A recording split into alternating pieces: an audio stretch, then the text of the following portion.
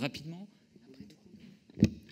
Oui, oui, tant qu'on a l'occasion de parler de logement et tant qu'on en était dans les déclarations d'intention que comportait votre contribution, moi je regrette vraiment qu'on ait passé complètement sous silence le rapport de la Cour des comptes du 8 avril 2015, parce qu'en la matière, et en matière de politique publique nationale, c'est vraiment le document de référence qui détermine toutes les politiques nationales depuis un an en matière de logement et d'hébergement.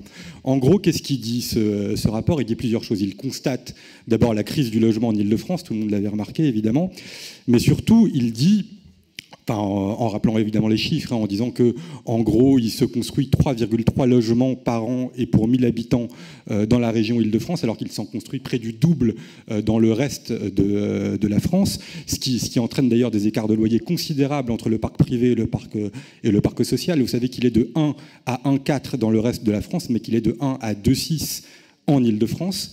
Et le rapport de la Cour des comptes dit que cela est dû au déficit considérable de construction. Il y a un déficit de 26 000 logements par an entre les objectifs qui sont inscrits dans le schéma directeur de la région Île-de-France et la réalité de ce qui est construit en Île-de-France.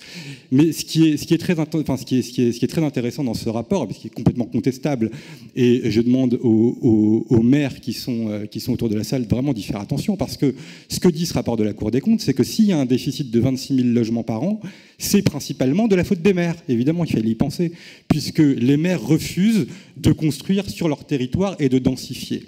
Et donc la solution que propose la Cour des comptes, et je vous rappelle que le chef de l'État est issu de la Cour des comptes, c'est naturellement de retirer aux maires le pouvoir de délivrer des permis de construire et de les confier, on ne sait pas à qui. Mais ils ont déjà perdu, notamment dans la métropole, le pouvoir de définir leur PLU. Il leur reste encore le permis de construire et le droit de préemption, mais plus pour longtemps.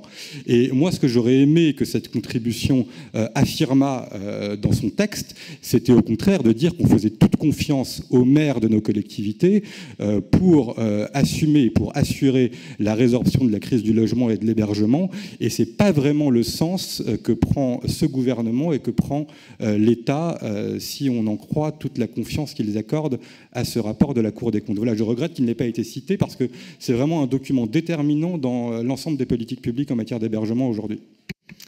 Alors,